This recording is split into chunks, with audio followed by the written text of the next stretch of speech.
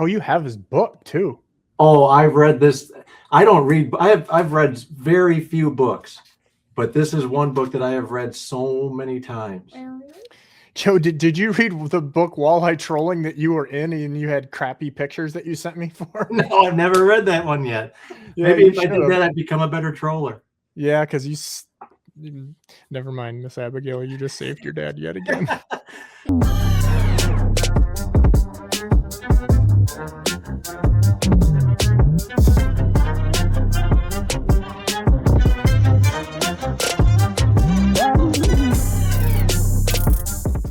What are we talking about today, Ross? I'm glad we Joe, both came prepared for this get together. I don't know if you know this. We just opened the podcast. We just did it, and the reality is there's no supervision, and I don't know if you know that this is kind of a special one. You know, in the podcast world, like most podcasts don't go, I think, past 6 episodes or something. That's the average. What are you on? We're number 100. Oh, boy. Joe, you were my first, and I wanted you. Oh, yeah. And now you're going to be Mr. 100, even though the counter somehow says 99 on YouTube on one of the things because we had like a split episode or something. But well, I was supposed to do all kinds. Put you guys watching on YouTube, and you get to see Joe and his stuff. But any rate, I was supposed to bring you in and do it on Sonic. I'm not doing that. Like, I don't have, normally we have a producer on one of these and they let me loose. And so we're either going to sink or swim, or they're just going to have to deal with the repercussions. That's right. Yeah. Cause, and you told me, you quote, "I'm not preparing shit," I think is what you told me. No. How did I insult you? I didn't insult you, but you said, shoot me an email of topics. And I interpreted it as, I'm supposed to interview you almost. And I said, I don't want to know anything about you. I think I said. Well, we've done the get to know Joe thing. You were on here with Tournament Talk. We did, if you guys that are listening to this want to go back a little bit, we did with was it Denny Fox, tournament director? Brett King, I think it was. Well, we had the tournament director too, and then we had the Kinger. So yeah, you've been on several times, and I don't really know where we're going. I can tell people that are listening to this, I'm going to encourage you to listen because I have multiple gift cards. Just so you know, for the 100th episode, a couple of my sponsors, and a year-long membership, which is what we're going to talk a little bit about. But and then you notice behind us, we have a special starting in 2026. So basically about when this comes out, that is, you probably haven't seen that. That's one of a kind right there. That is a Miller Tech 36 volt, 60 amp battery in a clear case. So you can see how they put their cells together. Wow. That's pretty cool. Well, when you look at it, so I was at Miller Tech, for you guys that don't know, is going to be a new partner of mine I'm very excited about. And their facilities are actually in Ohio, and they had like 20 batteries torn apart. And I made them cover up the labels because I didn't want to get into any of that stuff. But we filmed a little thing that's going to drop soon too. And all I can tell you is some name brand batteries that many of you guys have in your boats. When you open them up, you're like, oh my God. I mean, we're talking cardboard and spray foam holding cells together. Huh. Like literally like the 99-cent can of like open cell foam that they put a piece of cardboard up against the cell and then hits open cell spray foam to put it in there. It's crazy. Is that a 24 or a Group 31 casing? This is a 31, a Group 27, 31. They're not really much different anymore for all practical purposes. So this will fit like in a 27 tray, Group 27 for you guys that are listening, because Joe's pretty up on this. But this is a 36 volt battery. So I'm going to be running 2 of these in parallel, and that's going to get me just a ton of juice. But the big thing is I guess, and you probably know a little bit about this, is I kind of fought this for a while, but the technology has got there now where like the BMSs, which is like battery monitoring, whatever, it's just a whole different game. And when you have 3 batteries on a line, just like your charger, one of them tends to go bad because you're going from, like leapfrogging from one to one. And so having one big deal and in parallel, apparently there's like 9,000 times less problems than when you have one of those, which you always have one battery that has a bad cell or something when you're running 3 together to make 36. Yeah, I've done 2 36s in parallel the last 2 years and had 0 problems. And the year before I did 3 12 volts in series, and charging across that entire bank I did have one issue. I don't know if it was attributed to the hot weather. Yeah, I had one issue with that, but it was resolved. But I haven't had a lick of issues with 236s, and you do pretty much go all day. So. Yeah, and Miller Tech's got a, the kind of concern with some of that for me initially was the charger, and they have a charger that is like, I mean, you should see the heat dissipation on it. It's like, I mean, it's obviously made to not fail, and all those. I hate to say it, the Bass guys are using that system, but for a lot of you guys, I mean, it's if you need the juice, like a lot of guys now. Again, I know even you're not using a kicker for different reasons, but if you you may not have the space to put them in. So like my little tiller boat, you guys that watch the project boat, like you can't put 3 regular size batteries in there. Like that boat wasn't made for 36 volt. There's nowhere to put it. So now all of a sudden you can have that all day runtime. But yeah, it's interesting. I don't know. I think the biggest thing is, I've worked with a couple battery companies through the years. Me and you worked for the same one there for, I think, a while, but back in the day. But now it's like the battery monitoring thing. That's what I have never had until now. That's awesome. Yeah. Like, I mean, Miller Tech's app is like next level stuff. I mean, and again, for my ice units, for my shuttles, like, geez, man, it's just like, I've never had that. And that was one of those things where I'm just like, how much do I have left? Do I have to charge? Is it charging? So no more. I'm assuming they have remote diagnostics too. So you could probably patch in with customer service if there is an issue, and they can probably look through your app right at your battery and say, okay, we've isolated an issue or something like that too. It's cool, but kind of creepy, because exactly that, we shot a video already where it was just what you said. Like they take over your battery and go, hey, it's too hot, or hey, you have this wrong, or, no, this is jacked up. You need to send it back to us. That's cool. So kind of the neat thing with them is, you can actually, they're the only ones to our knowledge that have a case that is designed. It's not just a regular, what was like an AGM or a wet cell battery. The case is meant to be opened and closed. So it's not sealed around. Well, it's sealed, but it's not, it has basically bolts. So it's like threads in there, so that the case can come apart and go back together, and not, so they can repair them and they can check them out. And so it's kind of a cool deal. That's a cool, it's not gimmicky at all. I like the transparency there, because then you can actually see how much effort was put into assembling the actual product. That's not a bad idea. You can't really see it right from totally, but like the BMS on there, when you look at like other name brand batteries that maybe some of you guys have in your boats, and then you look at their BMS and you're like, oh, huh. At any rate, this isn't meant to be about batteries, but we are powered by Miller Tech now, so that's kind of the batteries are big. Joe, how many times have anybody listening to this, let alone you, had a battery problem in a boat or your truck or a headlamp? I mean, it's only going to become a bigger consideration moving forward. Everything is going to require better power moving forward for everything on your boat, and like what you just did.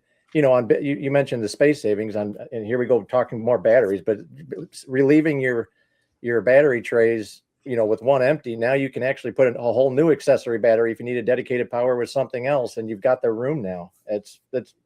We're going in the right direction with all this power, but it's going to be demanded too with everything that's coming. So, well, and that's the thing, we've talked about this before. I'm not sure on a podcast or not, but these guys that are trying to run, I remember when I first rid my first Ranger, and the guys that were putting it together with me there were running like 16 gauge wire, like 15 feet. And in theory it worked, because those units were pulling, 3/4 of an amp or something like that. Now we're pulling 4. And these people that are, trying to use the same charging systems, the same wiring, the same things, are like, oh, I'm just going to update units, and now I'm going to get me a big old giant Hummingbird, 15-inch screen. It's like, oh, no, you can't power it. You can't wire it. Like you've got to switch things around. And it's crazy how in a relatively short amount of time, how that's kind of gone full circle. But to your point, yeah, I don't know. I got an extra spot now on the boat, and I'm thinking about maybe carrying an extra battery on board. But I haven't decided on how or what I'm going to do with that, or maybe putting on a switch so I could, go over. There you go. So, because I won't put it loose in there. I'll make it so it's like boom, boom. Because when you have an issue, it's just like you got to go quick. Like if you have a problem, you don't want another problem. No, that's cool. Yep. No, Good anyway, stuff. Powered by Miller Tech. You guys, we got all these super sleuths. This is, you'll get a kick out of this. So I was kind of hinting at some partner changes and things, Okay. And I had, just because again, you of all people know, I've actually had you help me with some of this stuff. The people, because the team is getting bigger with stuff, and I'm kind of delegating things out. And so one of the people that works on my website stuff and does those changes was like, I can do this right now. Do you want me just to get this done? And I go, yeah. So nobody has looked, apparently, even though I see clicks on it, nobody looked on my partner page for like the last month or something, because I figured there'd be one smart ass that would go on social media and be like, oh, I see it. There they are. Because I put those logos on there. So I don't know. I'm entertained by that. But anyhow, so yeah, you're Joe, you're number 100. What do you think of that? I feel honored, Ross. Well, the other 5 people declined. Probably. No, I'm happy to be here. So you're 100 deep now. What's podcasting been like for you? What's the most unexpected part of podcasting that's come to you that you'd like to share with everybody that you've either enjoyed or didn't see coming, and here you are still 100 deep? I like it because I like to talk about, everything that we do, like magazine things, like they want to hear, and I'm going to blame the people listening to this on this, just so you guys know, like when we write articles now or do something, they're like, write something on the 7 best walleye lures, 5 best summer walleye lure, all these things. And I'm like, oh, just gag. Right. But the reason they keep wanting that's because that's what people click on. And it's just like the Kardashians. Like everybody's like, oh my God, I can't stand the Kardashians. Well, then who are the millions of people that are watching this and buying all their shit that they're billionaires? So, you know what I mean? But I would say, I do like doing it. I like that we can do it at any time. We've done a bunch of remote ones, which are really fun. And those tend to be people, especially in person. I think the vibe's a little different. Me and you are obviously, you're in Wisconsin. I'm sitting here in Ohio. So that's great that we can do that, even though it would be way better. And you did ditch me for some BS when we were supposed to go fishing on Lake Michigan about 4 or 5 months ago, 3 months ago. You caught him anyways. You did just fine. You didn't need a guide. No, but Joe, we could have done that's my point. We could have done a remote podcast. I could have seen you right there. I could have like personally insulted you, and it seemed like the crow's feet on your old ass head. You know what I mean? We're not young anymore, Joe. We're not the young ones anymore. I know. But at any rate, to your question, I think that the podcasting thing, again, I'm getting better at doing it. I think, I'm sure there'll be some people that disagree with that, but I think that some of what I thought would be like in my whole career of doing any of the media stuff or whatever you want to call it, I've never done a majority of the things because I knew they were going to get clicks. Like there's certain things I do post or do because I know that it's going to get traffic. I ain't going to lie to you. Like at some point, this is a business, but I do a lot of things knowing that it's not going to do well, but yet that core that does like it, it's like cult-like. You know what I mean? You kind of see that like with movies or different preferences on things, like the things that the whole population likes are not going to be like walleye fishing, right? Like if we were to say, hey, let's get the most amount of views, it's not going to be muskie or walleye fishing. Probably we're going to go bass or something else. Right. Ooh. Yeah.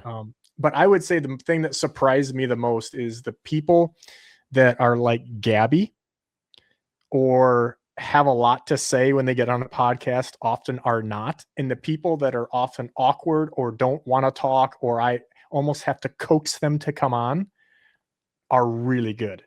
Or I think a lot of it is like, I'm not going to name names, I'm not going to be that much of an asshole, but like there's been certain people that we got done and I'm like, oh my God, like they were, well, I'll give you one as an example. Dave Sanda. Okay.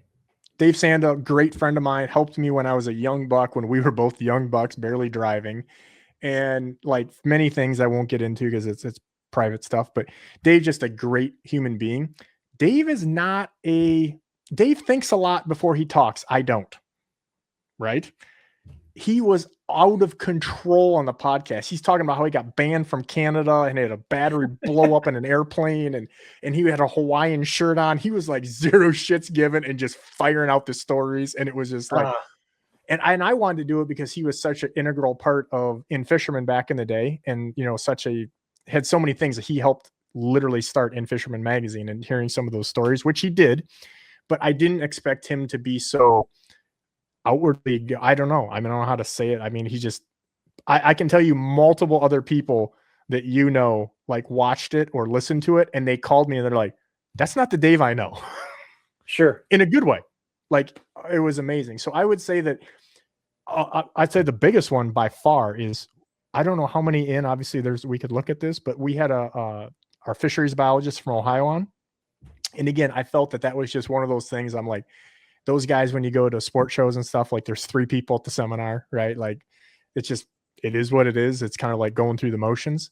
And I'm going to have them on because we had something going on. And I'm like, I think some people will be interested, even though I knew that's not going to get the traffic Gary Roach does or something. Could not have been more wrong. Probably the most view time and downloads overall are with a biologist. That's the kind of stuff I like to hear about. That didn't used to be the case. No. Well, I mean, just don't think about my podcast or even a podcast. Just think about just in general. Like I said, think about the sport shows you used to speak at wherever, at the state park or, any of these things, when they have them, and they'd have the fisheries biologists come in because they're free and they took up a spot, and they'd be like, yeah, we're going to give you the perch and walleye rundown, and we're going to give you that. Dude, there'd be 3 people sitting there, and they're like just taking their feet off, you eating cotton candy, you know what I mean? And now it's not the case. I joke about that with our fisheries guy. Maybe it's because that information is some of the hardest to come by, to find good consensus on what's actually going on. If you want to learn if you want any fishing, you name the fishing technique. If you want access to that, you can, there's so many other outlets. You don't have to look at a long form conversation to elaborate on that stuff. But those are some of the good conversations that you don't find everywhere from everybody. So, you guys watching this on YouTube, we may see a little cutaway at the very beginning. Joe had his daughter sitting in his lap. And I got to be honest with you, Joe, like 20 years ago, I didn't think you were going to have kids. Not going to lie to you. Really? Yeah, I didn't think so. No, I won't get into why. A few of those years. But not what you guys are thinking. Don't get your minds out of the gutter.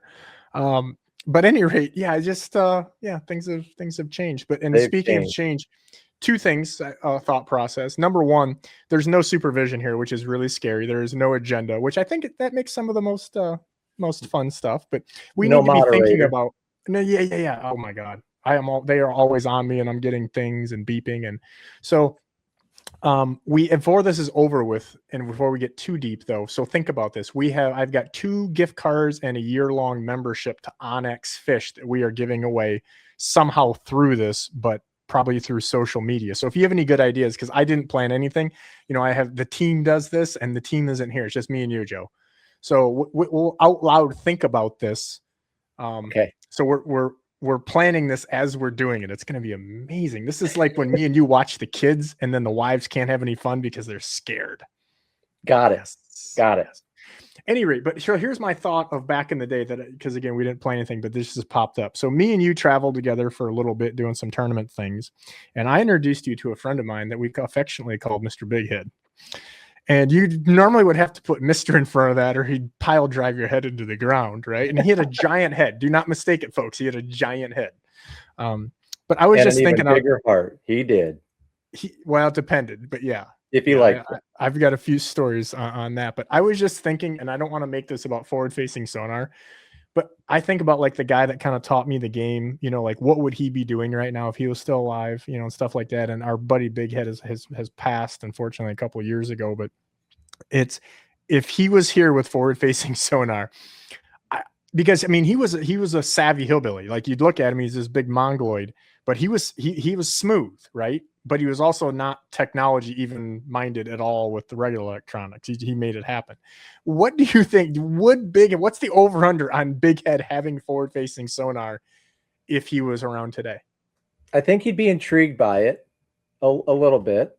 But I think at the end of the day, you'd probably see an arsenal of 1-ounce keel sinkers and some spinners laying in the back of the boat anyways, because that's just what he did. And he did it better than almost anybody, or as good as anybody out there. He just knew it. I didn't care if it was on the Eastern Basin, and he had to he was amazing. at that. And when you're that good at something like that, with a track record like he had doing just that, I don't know if you could pull that out of him and say start leaning on this other technology. I don't know. I think he would call you and ask you about it and Yep. see what you're seeing. And I think he would call me, but then he would say, if you tell Joe, I'm going to punch you in the face. And I think he would tell you, if you tell Ross that I called you about this, I'm going to punch you in the face. And you kind of believed it too, right? I could see that. Yeah. Yeah. Yeah. I think that, but in all seriousness, like some of these old guys that are really good fishermen, doesn't even have to be our buddy Big Head. I just wonder, like the guy, like I said, the guy that taught me the game, first guy to pull planer boards out here and all that stuff. Like, I mean, how can I say he wouldn't, because of how proactive he was with taking technology that really wasn't even for here. He was adapting things that weren't even around here. So I probably not fair to me to think that they wouldn't, even though you think about guys like us, even our age, right? Like people are like, well, how you're adapting to this? Like his spinner placement was so precise. If he could actually see where fish were setting up before his boat, and where he intercept them with his spread, it would have just made him even more dangerous. It would have been. Yeah, I think like if he would get in one of our boats, which he did, once or twice a year. And I think he'd see it and he'd be like, I ain't buying that shit. But he'd be like, all right, what's this now? What is this now? Right. Yeah. He was like the guy that pretended he didn't want to do it, but he wanted the info. That guy could get info out of anybody too, just so you know. Did you know that? Maybe they were afraid of him. He would go work a rules meeting. I mean, like a pimp. I don't know. You don't remember that? He was very easy to talk to. A lot of times we'd be staying at the same hotel or something, and he'd just come out and visit. But there was no guard up, because it's just Bob. It was easy conversation to have in the parking lot, and information would could flow both ways. And he was so I had no problem visiting with him. You're right. I could see him work in the room a little bit. At the end of a rules meeting, he could tell you where every single person was going to be and what they were going to do.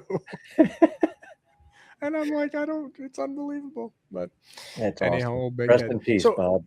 Yeah, no doubt. So as we get into ice season, what do you do?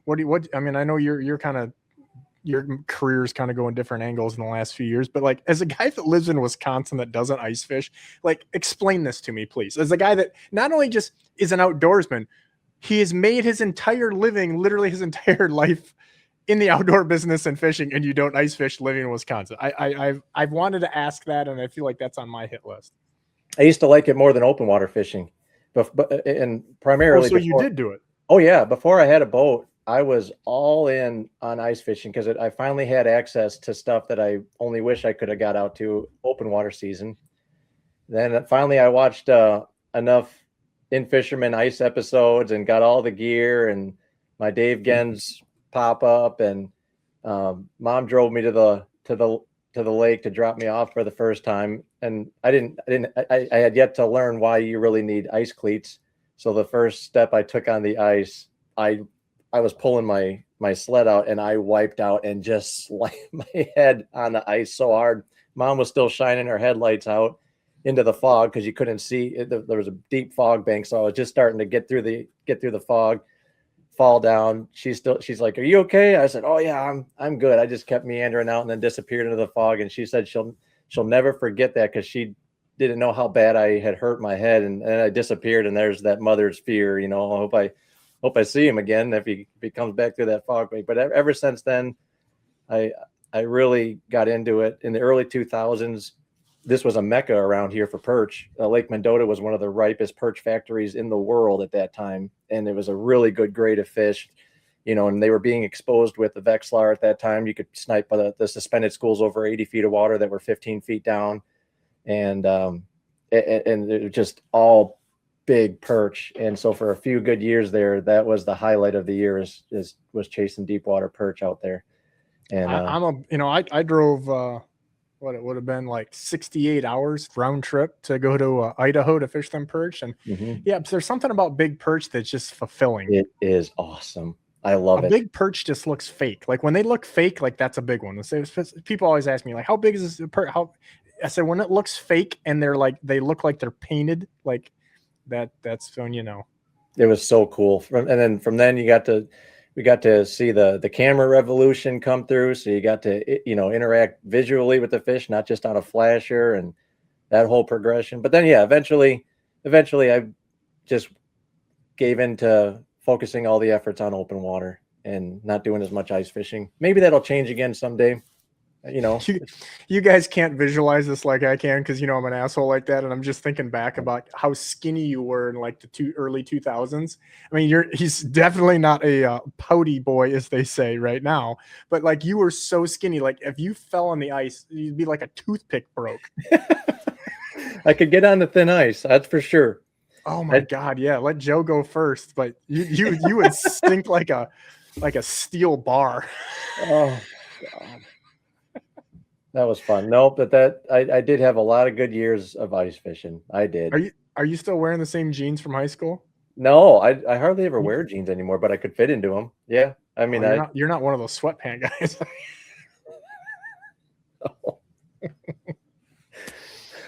I don't know. You're going to have ice out there this year. Yeah. I take that back. I'm not saying that out loud, but last year I've got a unique situation. We take planes to go do our fishing, but I think this year we have a good start. Although a couple of the old boys here, and I'm talking old boys, and you should see some of the pictures. We actually did a podcast with one of them last year, and we talked about the pictures they put up were incredible. Like it was incredible just to see what people were doing, and they did it for food and crazy stuff because then they wouldn't get access, and it's worth a watch on that last year's ice fishing podcast. But the old boy said, I can't remember, he had a fancy saying, and it was basically like ice before Christmas, we're going to miss us or something, but like that was not a good thing, because again, I actually got to fly to Be By You here in a few days for a fishing sponsor event, and it's supposed to be like 50 in Wisconsin, and it was like 13 below in the same place I'm going to like a week before. Huh. Yeah, did you see that next week? 50. No. Yeah. That's what I was praying for the last 2 weeks. I mean, everything's kind of beyond hope now, but usually you get that first blast, and that's almost a good thing, because it just sets things in motion, and then you get that little relief for that little 8-day, 10-day relief period, and it's just go hard for that little stretch there, and then it'll finally finish you off with another cold snap. But we never got that relief this year.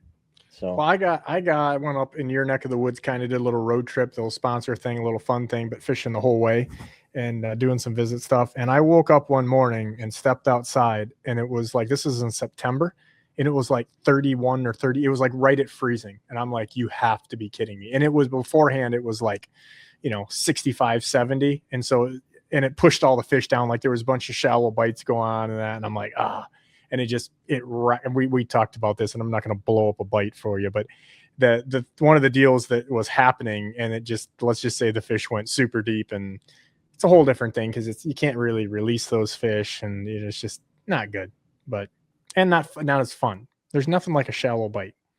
No, there is not. But I'll take a deep one too. If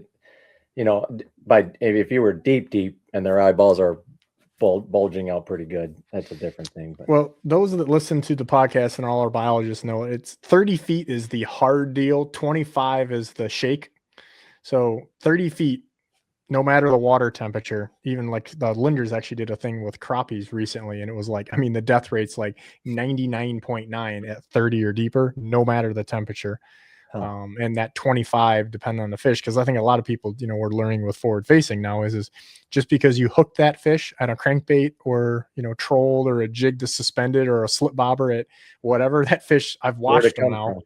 Yeah, he came from 40 feet down in 3 seconds or whatever it is, and boom. And yeah. But yeah, did I mention that we're giving away to encourage? This might be the most retained podcast ever.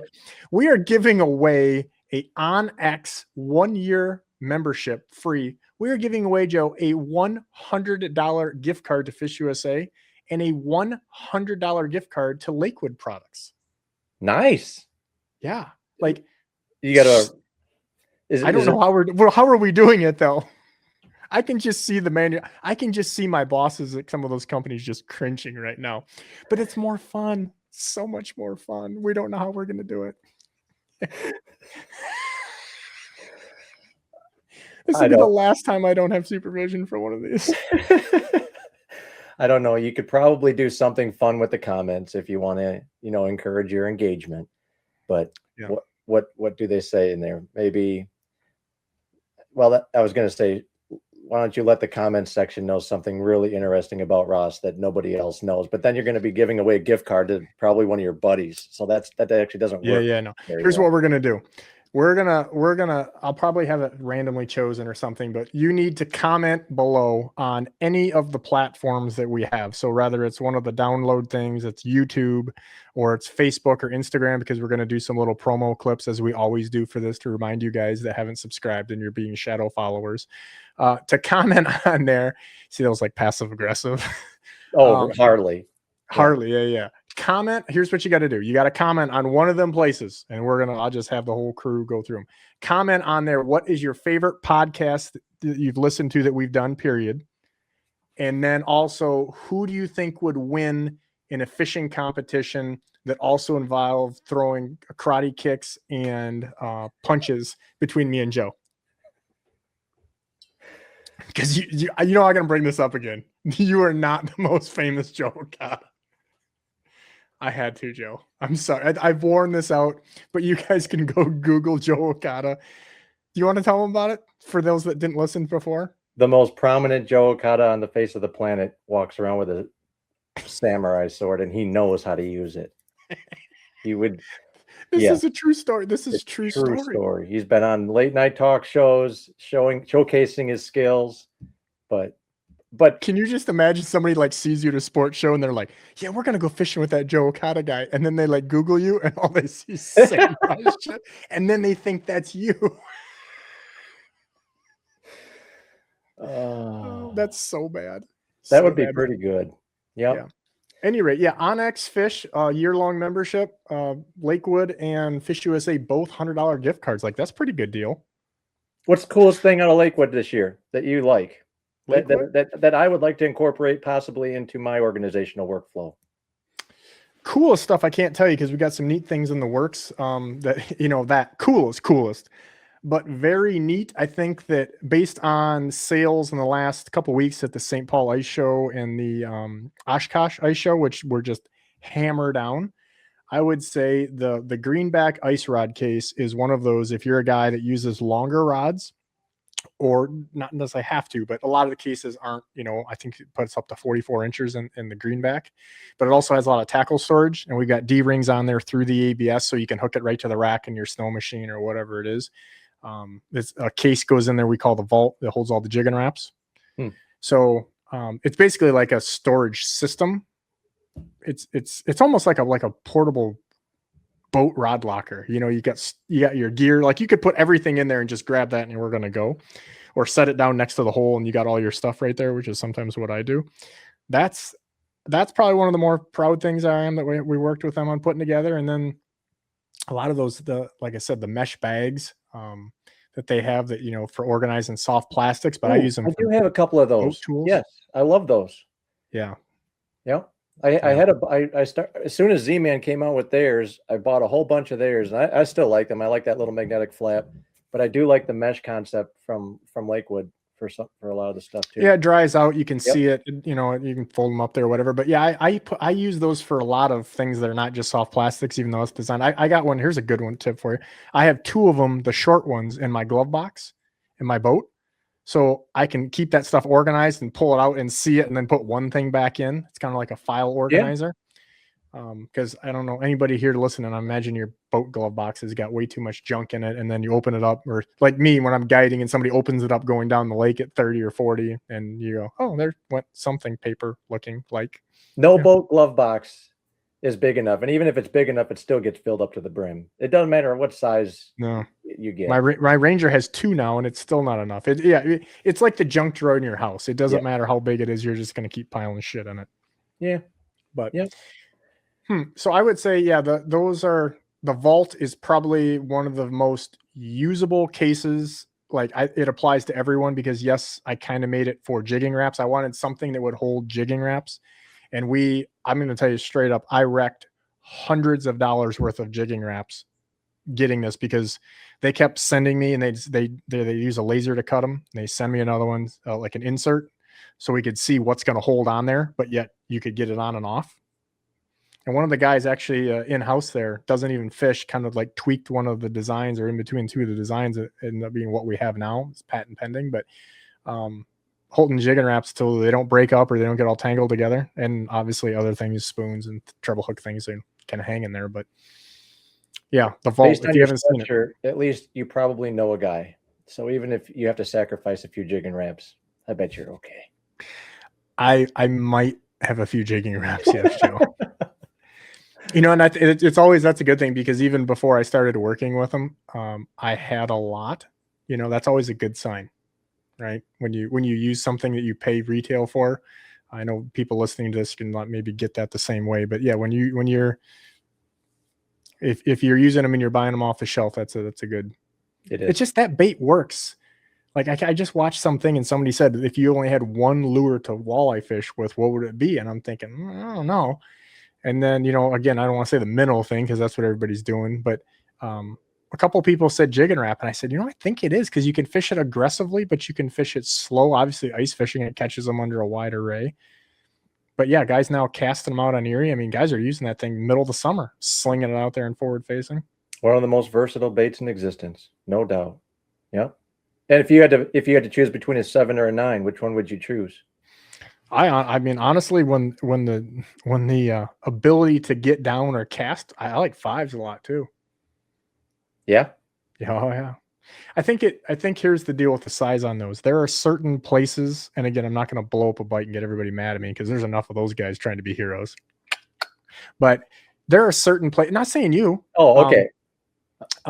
No, you know, there's a new thing now. It's actually just one of the things I was just at, and all these guys, the new thing. And again, we both know a few of the people back in the day that tried to make that run, and then everybody ran them out of town, like blowing up bites. And you know, like there's enough like we give a ton of information out, but there's a big difference between just blowing up something that, you know what I mean?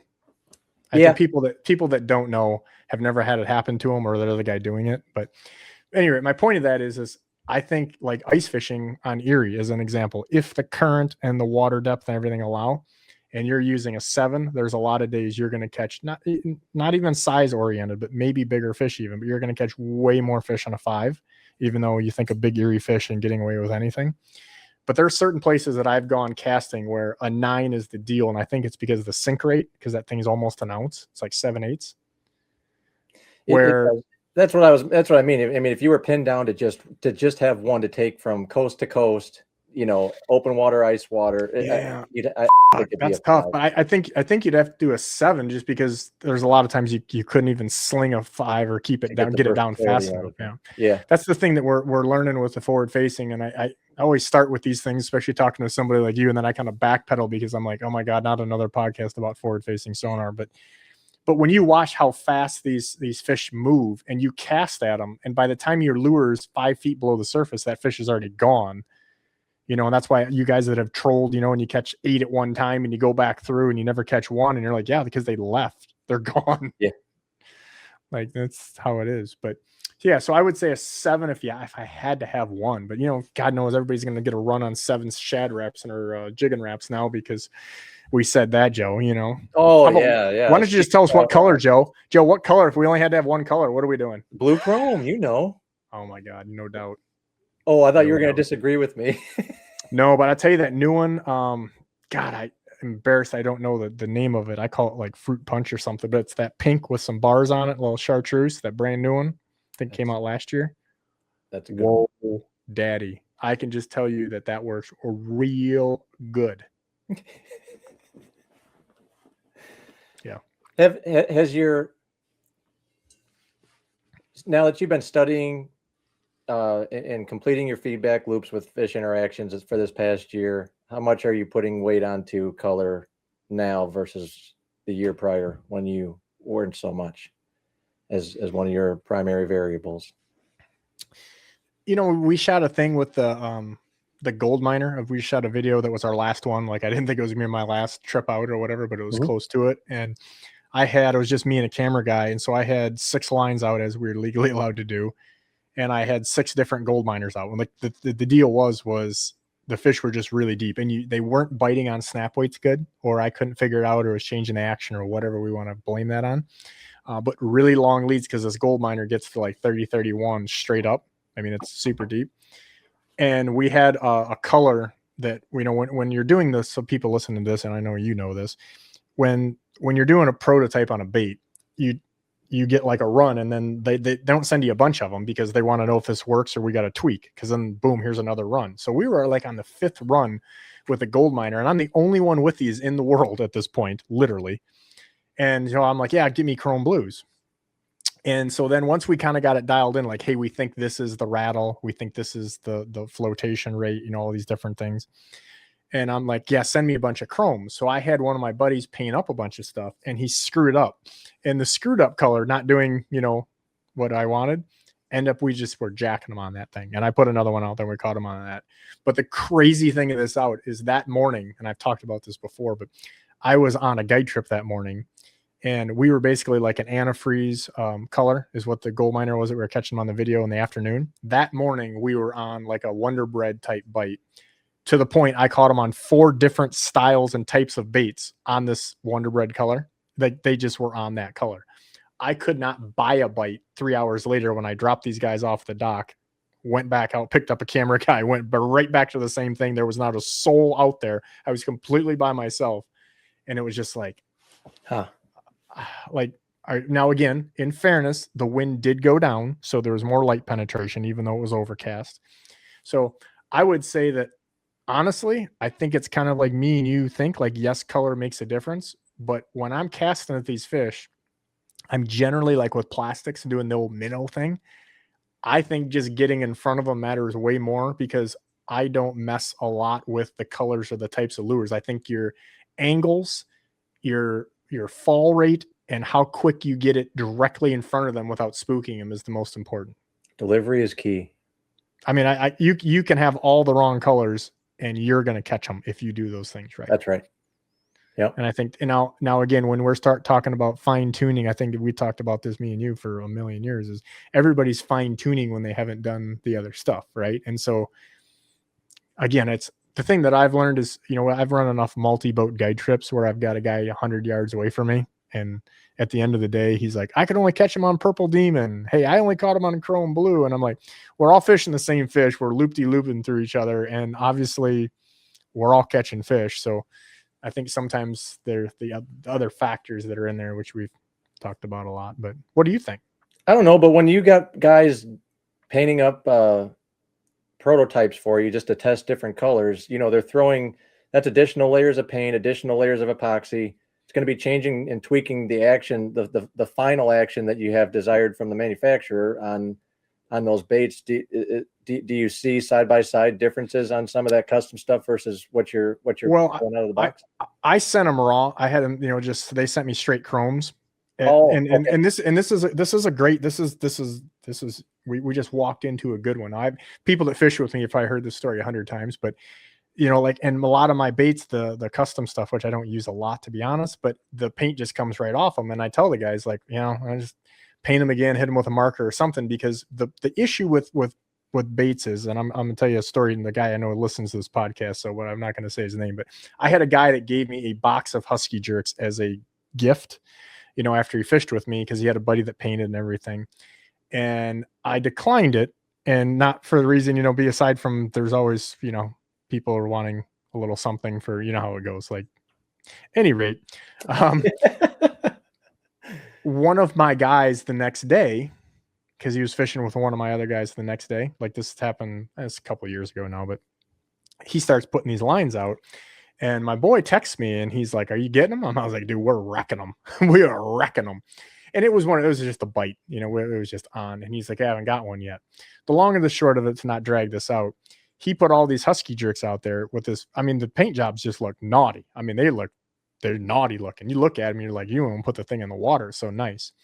So I took the one, I put it in my live well, and the thing went right to the bottom at the end of the day. And I told the guy, I was like, the clear coat used on these husky jerks, this bait perfectly suspends. And now you made this bait sink. You've completely changed. You've made a countdown out of this husky jerk, which sometimes maybe that is a good thing. But how we typically fish those in cold water like this in the fall, that's not a good thing. So you guys that are, taking hooks off and you're like, oh, these hooks bend too easy, I'm going to put bigger hooks on. You're going to make that bait potentially suspend or sink or change the action. I see the look on your face. Give me something, Joe. You know what I'm talking about here. It's no different than when you're trying to fine tune your retrieves on jerk baits when you're making casts, and then the buoyancy of those baits change as the water temps change throughout the year, or if you have to swap out a hook or a strip falls off, whatever. But all that, and when you're watching fish interact with that lure, and then dismissing the bait if the sink rate's too fast, or if it's slowly rising up out of their strike zone or whatever, that's so crucial. So now when you turn that into an S turn on a trolling pass, I mean, it's not much different. There's stalls and hesitations, and how that behaves on the stalls and hesitations will determine if the board's going to go back or not. So it's huge. That's why, and then you can be like, oh man, this was just the right color. And then you turn it back in and say, hey, this one's good to go. And they paint it. But what they didn't know is the fish were totally attracted to that special color because of what the bait was producing at that time for action. So. Well, because you guys listening to this don't know the Joe that I know back when he was a troller before he decided to be a screen watcher. That's like a subtle jab, even though I don't really mean it, but it's just fun because I can. So you were like, I'm sure you still are, just with different things, because we've talked about your hair jigs and different things that you tie, and like your analness is like ridiculous. But like when you were pulling, let's say, a shad wrap or a husky jerk or something, like maybe those aren't great examples because I think those are some of the more fine-tuned or dialed baits that you don't have to mess with a lot. But an average, just a crankbait, don't say brand X. If you have 20 chrome blue brand X baits and model ABC, there's 3 or 4 out of there that I found that I call them keychains. I break the bills and make them a keychain, or I throw them in the trash because they just don't seem to catch them as good. And I don't think there's anything you can do about it. I agree. I had when I was doing a lot of trolling, the night before the tournament, I'd go and grab some brand new ones out of the package because I was like, oh, brand new hooks, brand new paint job. It's a shiny, everything's perfect about this bait. But then you look in your tackle box and there's some that have just seen so much battle and action. And then you learn that there's a reason for that. And so now, instead of opening up the boxes of shiny stuff the night before, it was really important. You just put on the tried and true. And as long as they're running the way they were, you're good to go. Joe, I two opposite ends of the spectrum stories for that. So I have some wiggle warts from when I was in like high school, maybe ish. Yeah, like junior high school. I mean, literally, like those things, and some of those colors go for. And people are like, "Hey, what are you catching them on?" There's a couple of captains over this way too that, I'm like, "Hey, what color are you catching them on?" And I go look at their rods, have a beer in the back of the boat with them, and I'm like, they're all you see is bone because it's the plastic. There's like nothing between the hooks rubbing on and the fact that those baits are almost as old as us. And I'm like, they're just catching them because of that action and the rattle and whatever. And sometimes when they're using the wart my way, it's the water's generally not crystal clean. That's not wart water, as we call it. So like that's one end of the spectrum. The second one we had, do you know Nate Zielinski? We had him on the podcast. Yeah, I think we had Nate on, I don't know, several years ago. And you guys listening to this, he's in Colorado. It's a pretty good podcast. And he was talking about using number 18 Rapalas floaters. And this is before I was even with Rapalas. So maybe longer ago than I think. And he talked about in these really crystal clean, like high mountain lakes where they got walleyes and a lot of trout and stuff like that. He's fishing at night, and that's the only way you could catch these bigger walleyes or the bigger walleyes in their system. And he said after you would catch 3 or 4 fish on a Rapala, and he was only using the chrome colors like the clown or vampire and stuff like that, that once it got marked up a little bit, you couldn't catch anything on it again, walleye wise. And he had to get a brand new bait. And I'm like, whoa, that's like opposite end of the spectrum. Because normally when you get that dialed in action, it doesn't matter if that thing's war wounded or not. I wonder if that's specific to his area. I have 18s were the majority of my spread for a lot of years on Green Bay at night. and I do different things to them. I'd spray You some. weighting them, Joe? Joe, you weighting them? Well, I would layer up additional acrylic clear coat on them to add a little bit more weight, and then I had some, with a turn down eye to give them a bigger kick, and then some regular, and then I'd have sinking 18s, I'd have stock 18s, I'd have high action 18s, and it's same profile, 3 different lures basically, and then whatever the fish were responding to, or if I had to pick up my speed and wanted more action or more lift, or didn't want them sinking to the bottom on a pause, you'd have different lures, but you could basically craft different types of 18s out of how you mess with them, and that made a big difference. But that profile was unbeatable for quite a few years. Do you think it was the size, or was it that balsa slow roll? Because obviously, if you're bending the lip down, I mean, or the eye down, that's gonna be totally different than out of the box, like you just said. Yep. But if you sprinkled a lot of glitter on them and then sprayed a bunch of acrylic over it, it would get heavy enough where it would almost be a dead bait in the water. And when the water got really cold, just something that moves water, it doesn't even have to transmit much of a vibration. It's just moving enough water and acting natural enough. I think that's all it took to get cold water fish to commit. Before I don't know if this will, because I don't know what they're going to do. Whoever's editing this is going to murder me. But at the beginning, because I started and I'm just like, here we go, screw it. I was just thinking about when we were talking about, like you said, hey, when your daughter was sitting there like, hey, who's some of the best fishermen that you know? And if you listen to our Larry Dahlberg podcast, you'll realize that you don't know as much as you think you know about fishing, because I know there was 4 or 5 times where he made me feel like I was in kindergarten, and I'm fine with that, because obviously he's one of the best to do it. But he brought up these things, and the thing that was funny, and again, I thought it was hilarious. I'm sure there's a lot of people in my situation that don't like to, I don't want to say be embarrassed, but Larry, he with you. He with you. So he was like, he'd ask me these questions, and he's like, so what do you think? But here he knows the answer, right? And then he's going to give you a 25 years history of why that's the case, but it's the opposite of what you're going to say. So, I mean, I figured it out like the second or third time in, but then I just started, I was like, you know what? I'm going to with you right back. And okay. And you guys go listen to that podcast. It was a crazy good one, talking about how he got started into it with the guys from what is now 3M, and he's guiding him when he's 12 or something. But also like sticking thermometers up pikes' asses. There was some crazy. Yeah. I'm with you. But like the one thing was when he talked about line, and he's like, Ross, and he's very salty, which I love every minute of that, as you know, because I'm going to be him if I'm not already him, or not from a fishing standpoint. But he's like, hey man, so like, you really think fluorocarbon makes a difference? And like, how do you answer that, Joe? I already know the answer. It has to be no. Coming from Larry, yeah, you're like, oh man, yeah, I don't think so. And he does this thing. It's like the mannerisms. Like I feel like I just, it's so amazing. Like, I'm not mocking you, dude. Larry, you were so amazing. And he's a like, legend. well, so all these fish, let me get this right. These fish, when we didn't have this fluorocarbon, it just, you couldn't get them to bite. But now they're just, oh my God, because you got fluorocarbon. He's like, bro, they've been fishing 100 times longer without fluorocarbon. When I was in that, they didn't even know what fluorocarbon was. And so what he says, and I had to pull it out of him, because once he earns your respect a little bit, then all of a sudden, then he kind of gives you the trick to the magic. You know what I mean? So then he was like, go in a pool, man. Like, I don't even know if this part made it on, because he was cutting out. Like, he is not technology oriented, just so you know. And he was in the middle of nowhere in some cabin. I'm like, thanks, Larry. We knew we were doing this, but no problem. So at any rate, he's like, it isn't seeing the line, bro. And I'm like, okay. He goes, get in the pool with your fishing line. I was like, okay. And he goes, it's the noise it makes. And I'm like, oh. So I did that. I've been kicked out of several friends' pools for running lures and things, as I'm sure you have. But so all of a sudden, it's like that line, it makes it's like you just said, it's going through the water. And why that a lure that doesn't do anything, and because I could think of a couple other brands that do that as well in cold water that do really well. And you're like, it's doing nothing. And it's like, that's the point. But anyway, so Larry's whole thing was like these guys that are using super low diameter line, he's like, they're not seeing the line.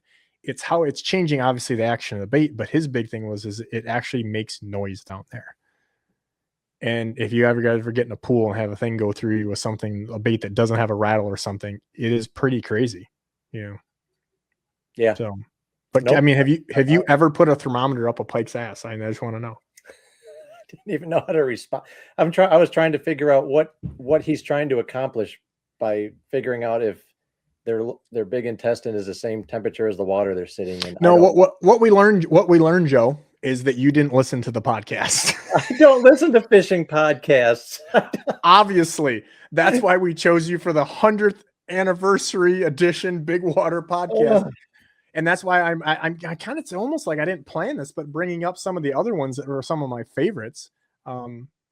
Yeah, you guys have to go. I'm not telling you have to go listen to the podcast. There's a lot of people in fishing, Joe, and I'm not saying everything Larry says is gospel. But I'm also saying it's not gospel, but there's a lot of people in fishing that me and you, and at some point you'll know when I'm about done because I'm going to start calling them out. So that'll be the best podcast ever. There's a lot of people that are really full of shit, knowing that they're full of shit, but they're doing it to get a rise or a reaction. I can think of a couple that live in your state, but any rate, yeah. So my point of that though is like, we don't know what we think we know. Like I've learned because of forward facing sonar, it has allowed me to, I would say, more thoroughly believe some of the things that I learned the hard way, but I never knew it. I just knew don't do this because this doesn't end well. But now on forward facing sonar, you get to see it. Larry did a lot of those very unconventionally, putting ladders in boats, thermometers and fish, and his process. Like I 100% believe everything he says, that he's just not trying to get a rise out, because if you know the dude, he didn't want to do my podcast. He didn't want to do anybody's podcast. And he literally, like, the reason he did mine, I shouldn't say this out loud, but it's kind of funny because a friend owed a favor and he was like, I like how you got to me. And I like your matzo. So, cause he doesn't give a shit about, like, you know what I mean? He is not affected. Yeah. When I talked to him about why he never fished tournaments, now that was a good conversation. Oh my God. Such a student of fish, now if he, I don't even know if he's leveraging forward facing or not though, but all the theories and all the research he's done over the years, and being able to secure all that feedback from these fish now and tie it to his theories that he spent decades honing. I think we could, I'd love to, if he spent 3 years doing that, I'd love to read a book from him on his observations and some of the conclusions he's come to, because you could just listen to the podcast we did, Joe. It's fine. Was that already discussed, all that? I mean, we literally, we were talking about something about jigs, and I told him what I like on my jigs, and he's like, yeah, I invented that. And I was like, he invented Flashaboo. Did you know that? Got it right here. No, I didn't know that. He invented the Whopper Plopper. I mean, just it was cool. It's one that you guys, if it got a lot of clicks on that one. A lot of people download and listen to that one for a long period of time. But it's funny that just some of them, like, I think about some of the old guys, because again, we're kind of the old guys, so there's definitely old guys. But like when I had Al Linder on, that was he was great. And when I told him, he's like, Al is Al, there's no off button. You guys listening to this, just so you know, if you're at a diner with him or you've known him 100 years or you met him at a sports show, it's exactly the same person, which is amazing. I kind of pride myself on that same thing because he's just very genuine. But any rate, he says to me, hey, Bub, how did you get the Roacher on the podcast? And I was like, well, honestly, I said, I know you know the old Roacher. And I said, yeah, I called up his wife and told him, hey, I want to do a talk to him, and I was going to record our phone call. And because I knew he'd be like, what the hell's a podcast? Or, like, I'm not doing that. What are you trying to get me into? So that's kind of how we did it. That's cool.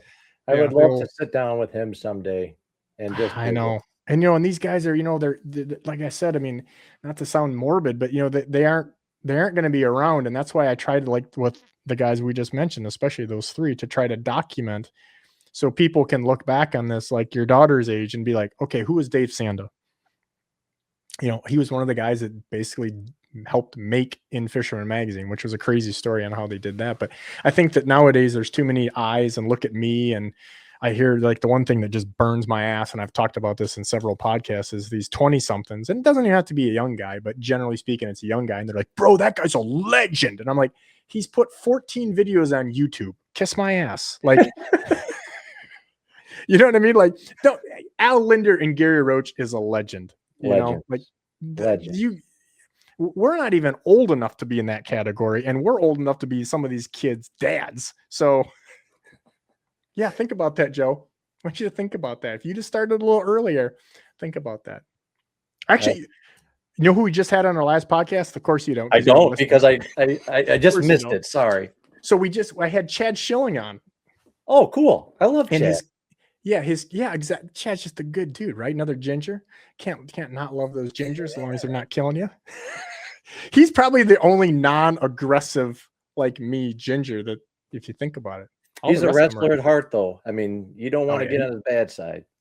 No, I'd wrestle with him for sure. But at any rate, his son Bo and him are going to fish the NWT next year. That's awesome.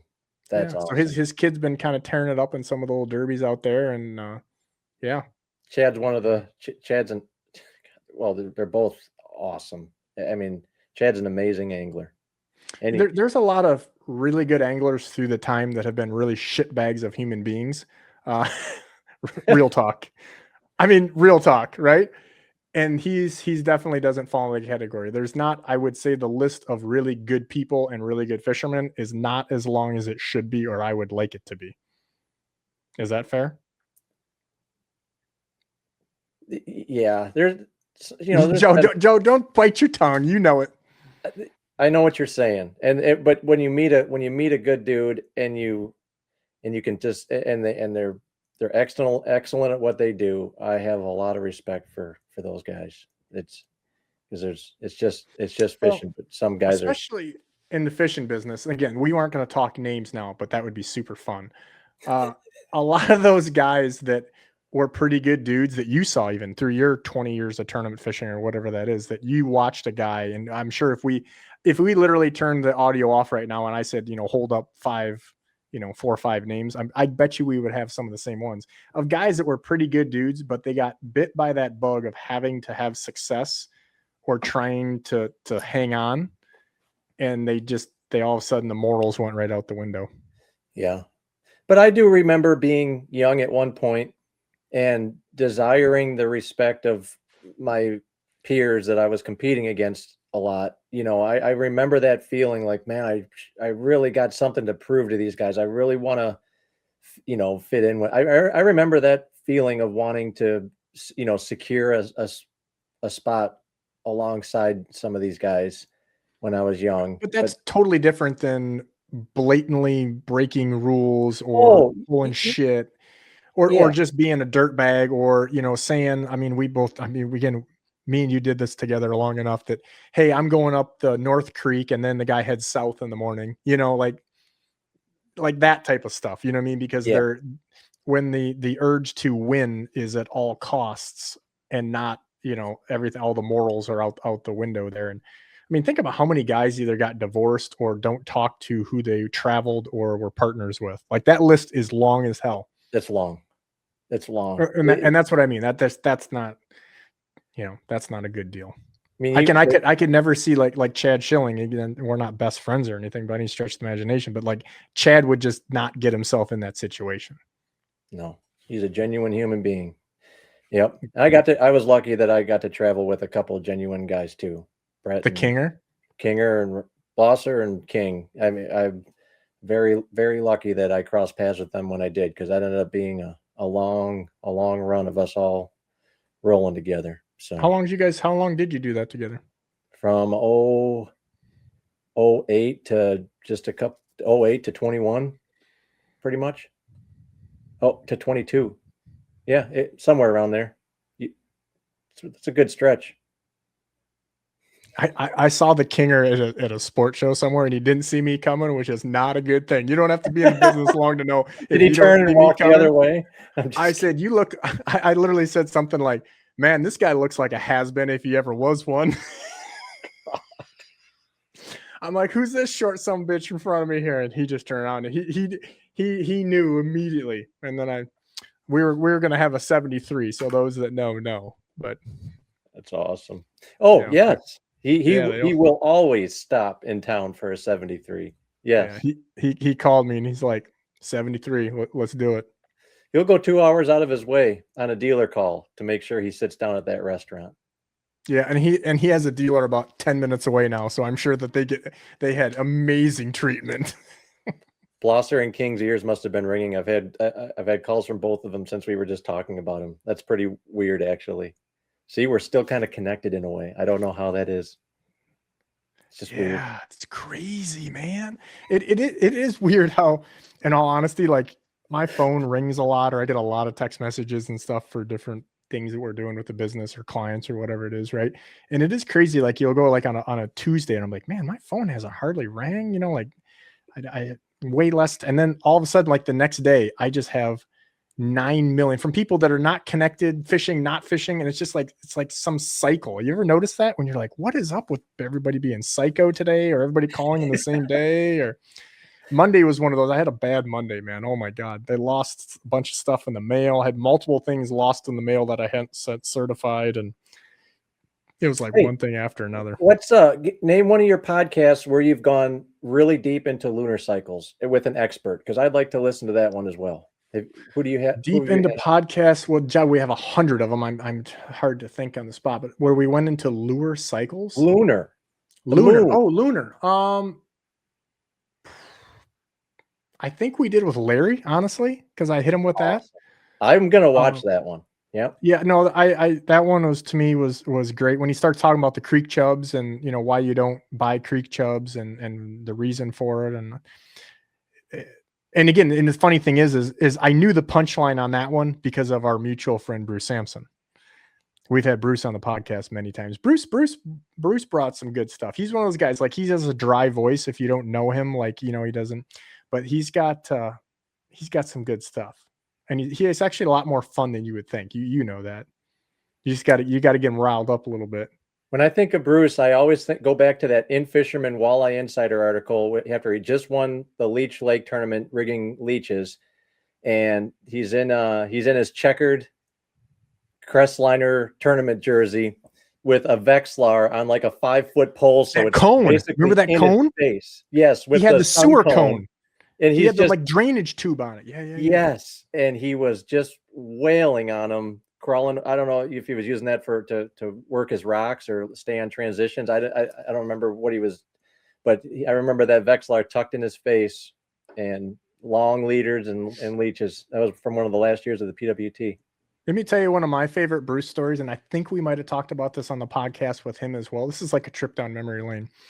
So I'm like 17 years old. I can barely drive because I didn't get my license like when I was 16 in one day.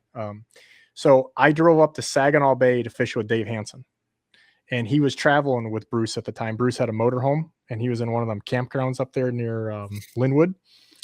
And long story short, Bruce or Dave says to me, I think you need to go help. No, keep in mind, I'm 17 and like Bruce had just come off winning like 900 tournaments and everything. And Dave Hansen was the only guy to win multiple championships. And I'm snot-nosed 17-year-old kid. And Dave says to me, hey, you need to go fish with Bruce tomorrow and help him out. Like, oh, okay. Right. So I get in the boat, and then I figured out why. Bruce is out there and he's fishing Minnesota on Saginaw Bay. You probably had never heard this one. This is great. So I look at the guy who is at the time, literally, him and Gary Roach were kind of like the Michael Jordans. They were winning and they were the guys and everybody knew and blah, blah, blah. And I remember just, me, I'm not much different there. I think probably calmer now than then. And I looked at him and I was like, man, you don't know shit about this stuff. And he just looked at me like he wanted to punch me in the face and then also laugh at the same time. So he had these harnesses all tied on 10-pound test. Okay. And they were like, every single one of them was breaking, like in the boat. Because then, you'd get a catfish up there. You remember how back in the day you used to get so many giant catfish out there. Anyway, so I mean, there's just beads everywhere in his boat. So like at night we're tying them, and he looks at me and I start helping to tie, and he's like, well, I don't let anybody tie harnesses for me. And now the funny part is I've gotten old enough to get this.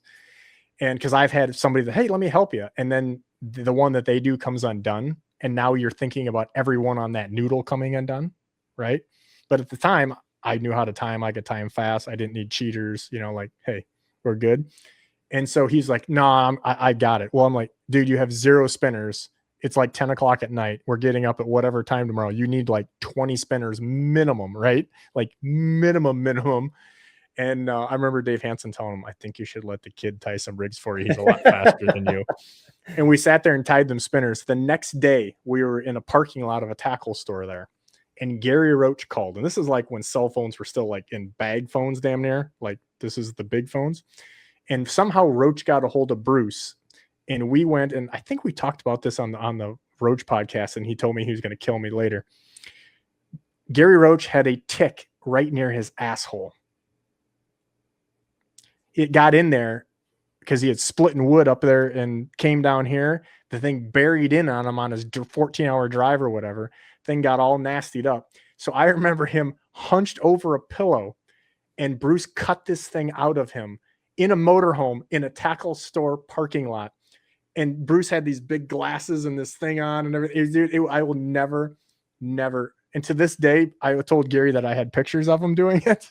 Jeez. And then Larry Dahlberg came busting into the bait store with a thermometer. Now you just made it weird.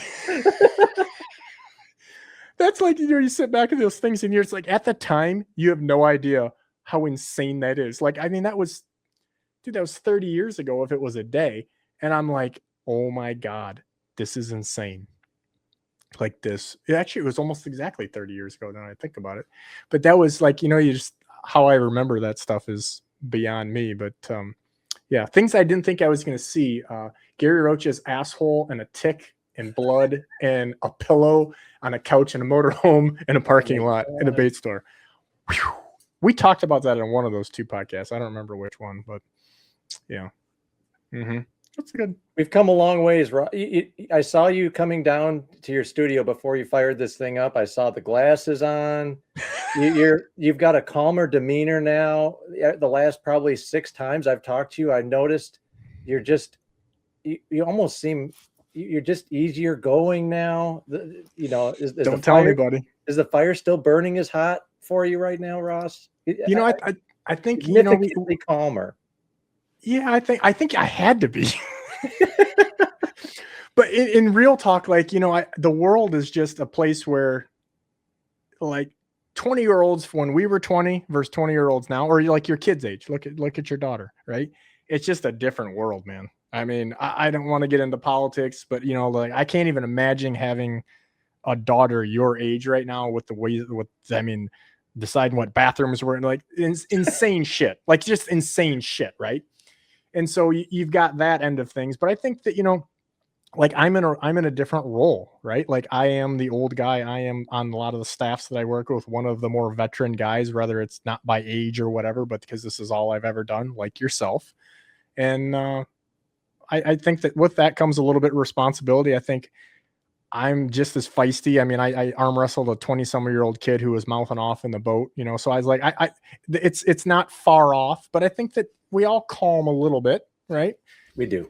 The role is different. Like that's just part of life. Like you can't be, I mean, Big Head tried doing it. Big Head would wrestle you to the day he died, man. And I did wrestle him, and that was not the smartest thing I've ever done. I actually hurt my back picking that big ass up. He'd crumple you like a piece of paper, dude. If we were in a real fight, yeah, this would not end well. If we were in a real, like, because I could hit him 20 times, but he's like a boxer. Like he hits you one time, and he's like Mike Tyson. Like those hands, man, them sausage fingers. Yeah. Ooh. But yeah. Joe, I think you should tell a few of the people that I work with or I'm around all the time that do you feel that I'm calming? I'm not sure if they're going to call bullshit or if they're going to say, oh my God, thank God I didn't know you then. The world is just different, right? It is different. It's changing so fast. I think about that's something that's in the back of my mind all the time now is just how fast things are escalating out on dry land here and on the boat. But it's going to be a different world in a couple of years. So yeah, you screen watchers. When's the last time you trolled? Ross, I didn't even put the last tournament of the year for the Mississippi River event, Galen's like, "Hey, can I throw a dead stick on over here?" I go, "Yeah, but you got to lay the rod on the back deck because I don't have a rod holder." He goes, "Oh my gosh, you really don't." That's bullshit. That's not being prepared, Joe. Come on, you got the old guy in there. He's OG. I just didn't. I did find some rod holders in the garage a couple weeks ago that I was planning on putting on the boat, but I just never got around to it. So save them for the next one, I guess. How long has it been since we've been on a boat together, or been even in the same boat ramp? Over a decade. Yeah, that's not good. I've invited you over here multiple times. I know.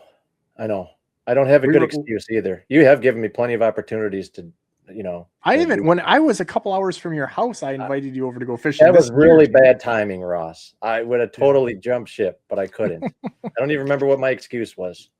Well, and I think that's the thing, and again, I'm not going to say names on things, but I had a few friends that were like, "Hey, we need to go fish with so-and-so, like, because we may not get another opportunity." And, I said, well, like when we bring up the big head thing, because that's a mutual thing. Like, he died way too young, and, you don't see that coming, and that puts things in perspective a little bit, and seeing some of the old guys and having fun and busting some chops. And I have to fish with people that we can bust chops, because it's just very difficult for me to be like, super like chill, you know what I mean? I can't. I don't know if I want you, and if I'm on, are we trolling together or are we going casting together? Because I kind of like to be in my own we were going world. to cast. Yeah, I think we were going to cast. Okay.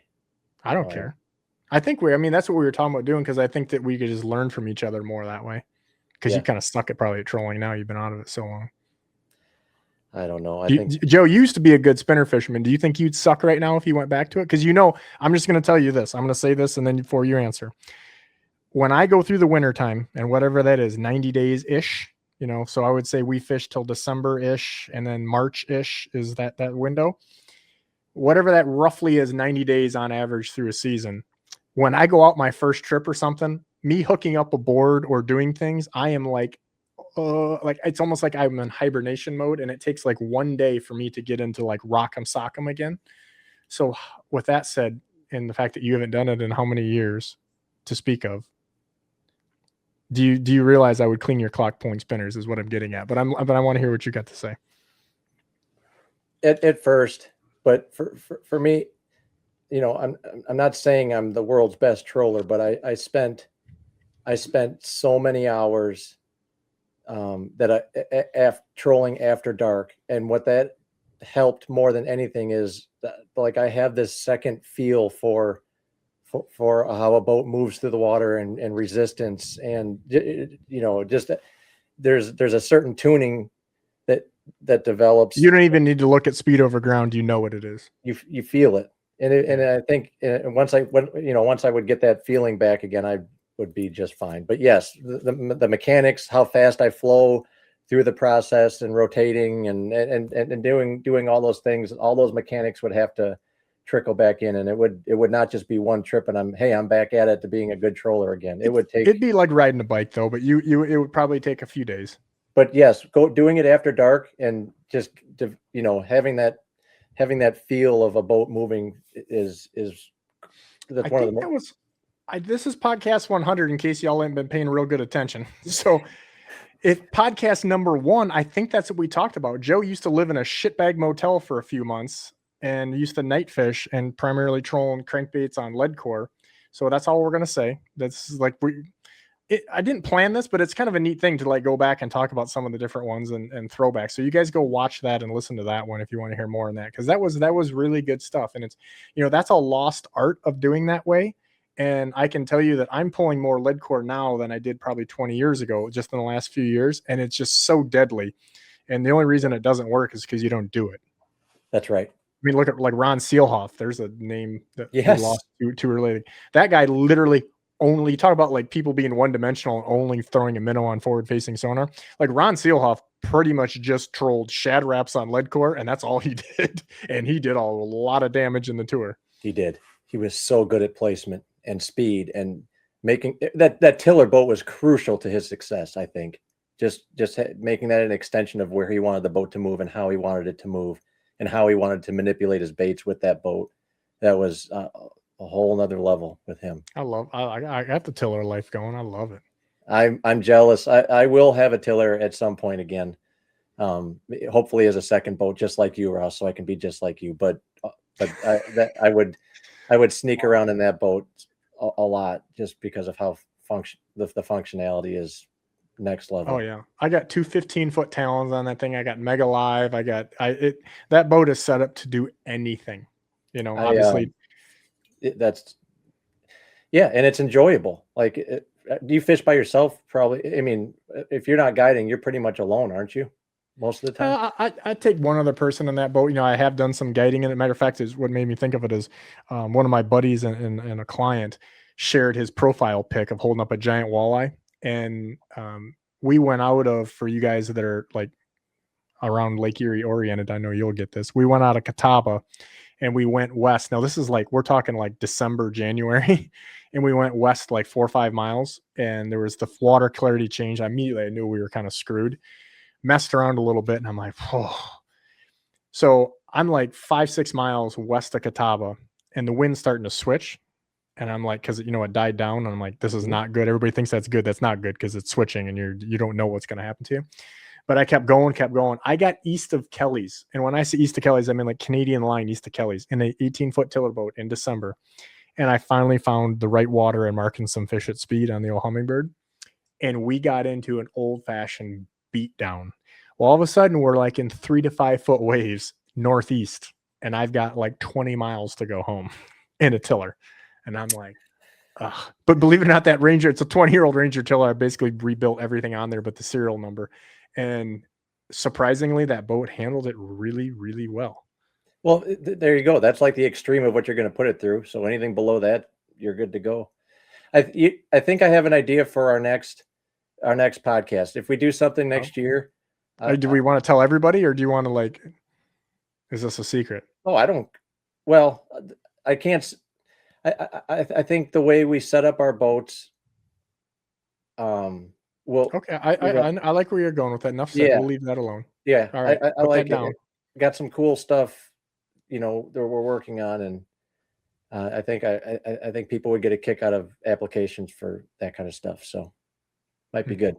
So do you want a recap before I let you go back to tying your hair jigs or whatever you're doing there? What are we giving away? Today, we are giving away not one, but 2 gift cards. For how much each, Joe? For our lucky $100 gift cards for 2 lucky. Joe, what are you looking at? You guys on YouTube watching Joe glance off. Do you make notes over in the corner, Joe? No. You got notes over in the corner, don't you? You're glancing. You're like a kid in high school with written on his hand. And first, I need you guys to like and subscribe to this podcast, because that's requirement number 1. So smash that like button, and then dive down into the comment section and leave us your. I don't remember what's the comment criteria. Well, So a couple things. I'm going to tell you, we got a couple things because we're making the rules here. If you do a comment, or like a review and a comment on like Spotify, Stitcher, Google, any of those, I'm just going to tell you, you're like 2 to 1 bonus points on that. And if I see a name that does both of those, you're probably getting the 2 gift cards and the thing, because I am told by the powers that be that reviews on podcasts, it's like we have thousands upon thousands of listeners to this, like so blessed you guys are listening to us, but we have like 40 reviews or something. I'm like, guys, come on.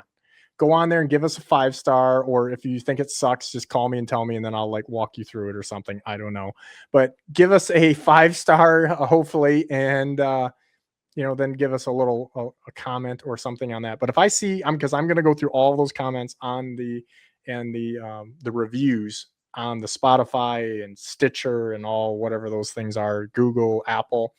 But then also, they have to go on and like a social media post. Let us know what your favorite podcast is and who would win in a fishing/wrestling match between me and Joe Okada. I want to know the Joe with the samurai one. Just all they have to do is, because if they've made it this far into the podcast, they deserve to win something. No doubt. Now we really set the criteria for the commenting. I also want 2 numbers. 2. Hopefully they're probably double-digit numbers, I'm assuming. But if you give me a week to get my trolling legs back underneath me, and you put me and Ross on a random body of water that's not Lake Erie, what would after a day's competition between me and Ross, what would those numbers be? Just put like, J 89, R 12, so, something like that. I ain't gonna hate it, Joe. Joe can catch them. He can find them. He can catch them. A lot of guys can do it when they tell him. Joe can find them and catch them, but I ain't no slouch either. I'm on my little tour fishing some of these 400-acre lakes. I was like tearing it up, and I was like, "Oh yeah, Daddy still got it." Hey, when you said that when you came to Wisconsin, and I left you hanging, and you were still able to go, and you found them where I wouldn't have expected you to go look, I was actually pretty impressed that you found them where you did. So not bad. I think sometimes, Joe, we make this too complicated, especially on your home water, because you go, "Hey, they're not here. Well, where did they go?" Right. Yeah. Right. And when I was catching them there, I'm like, "You got to be kidding me," because that was like, again, I had nothing to go by, but I'm like, I would not have thought that would have been the case, because that was so polar opposite of what had been going on and what should have been going on at that time. But and then a week later, it was back to business as usual, I think. I chasing bites, you go when you can go. But at any rate, so we are giving away, in case you missed this somehow, because if you missed all of this, I'm going to tell you probably ain't going to be worth shit catching fish, because we're giving away Onyx, a 1-year membership, Fish USA gift card for $100. And we're giving away a Lakewood gift card for $100. So I may split those up if there's a couple people that are just blowing it up. And I got to be honest, I mean, I don't want to like sway the judges. But I mean, if you say that Joe can beat me in a wrestling match, you're probably not getting the gift card. I mean, real talk, because you're obviously, that's just, yeah. I mean, Joe would tell you that, but anyway. Anything you'd like to leave us with, Joe? Is there any questions? We have anything, but is there anything that we should know? I always ask people this. Congratulations on, successfully doing 100 podcasts, Ross. That shows commitment and dedication. And I think that's something that, has some good credibility going along with it. So good job, I guess. Thank you, Joe. Thank you, Joe. No, I'm proud of you, Ross. I've known you for a lot of years. You've always been, people see you doing your thing, but you've always got a dozen things going on behind the scenes to move things forward, not just for you, but for the industry. And it's all good. So nice job. Keep it up. Appreciate you. Thank you for being our first, and hopefully it's not the last. Like, hopefully don't get shut down. Like, this was the last podcast. Yeah, we started with Joe and we finished like, screw it, we're done.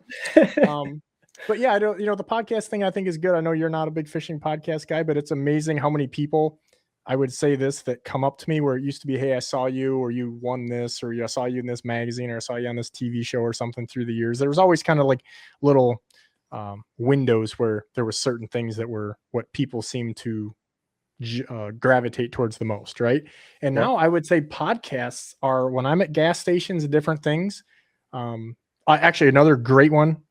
I don't know how I missed this one. We're about done here, but the Game Warden podcast. I had 2 undercover game wardens on that gave 20 some years worth of stories, and it was out of flipping control. So, and you talk about the podcast. So I'm at Missouri's boat ramp the next day. So this podcast at the time, I think they still do drop on Sundays. So it's like Sunday, this podcast drops, Sunday, 6:30 at night. I'm at Missouri's boat ramp the next morning at like 6:30. It's literally like 12 hours later in the morning. And there's 2 people in the parking lot. And I want to say the one guy was from Indiana. I don't remember where the other guy was from. And the one guy like is pulling around the rigging lane. He goes, "Meatball!"